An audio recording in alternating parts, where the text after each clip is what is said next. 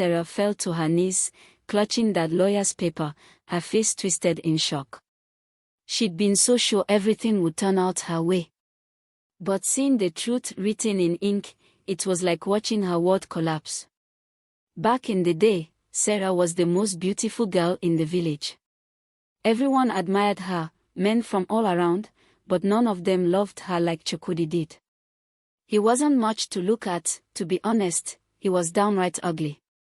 His skin was rough and scarred, his teeth slightly crooked, and he had this lopsided smile that made him look like he was always hiding something.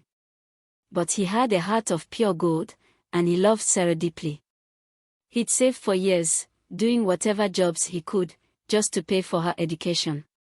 It wasn't easy, he gave up every comfort, every dream he had, just so she could have a better life. But once she got to the city, things changed. Sarah met men who were wealthier, smoother, and she quickly cut Chukwudi out of her life. She left him without a second thought, finding herself a man who promised her a big house, fine clothes, everything she'd ever dreamed of.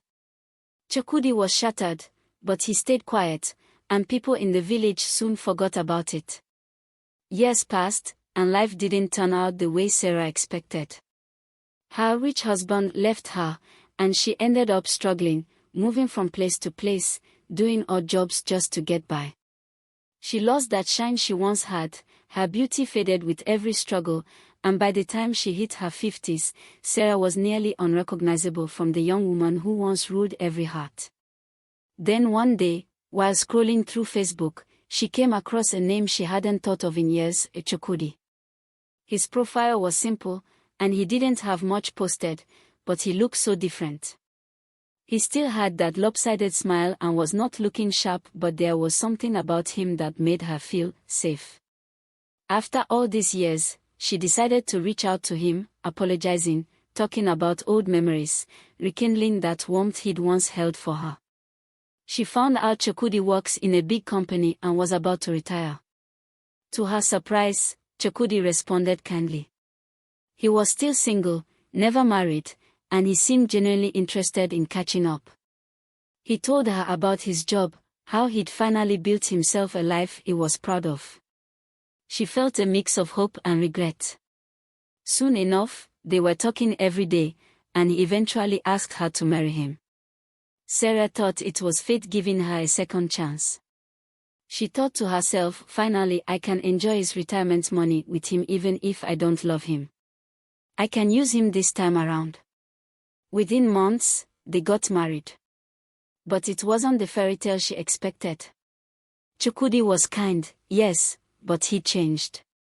He'd ask her to clean up the house from dawn till dusk, to run his errands, to manage every small, backbreaking task without a word of gratitude.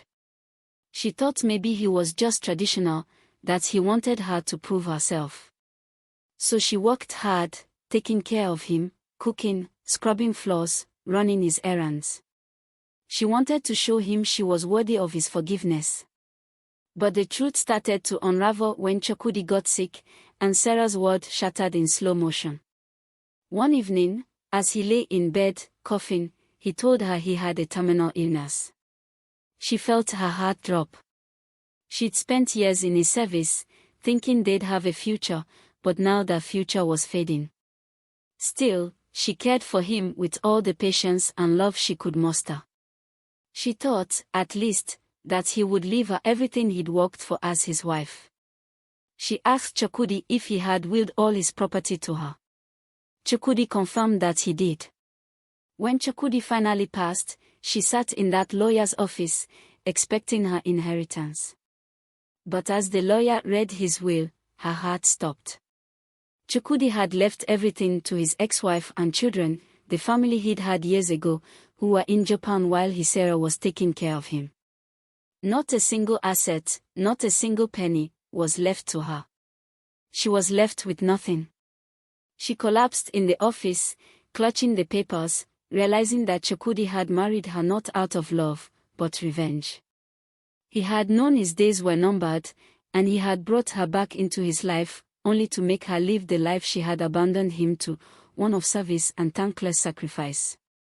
I watched her, a hollow shell of the woman she once was, as she walked away from the lawyer's office. She didn't say a word. Maybe she realized the depth of Chukwudi's pain, how that good heart she once broke had turned to bitterness. But one thing was clear, in the end, she paid for what she did to Chukwudi.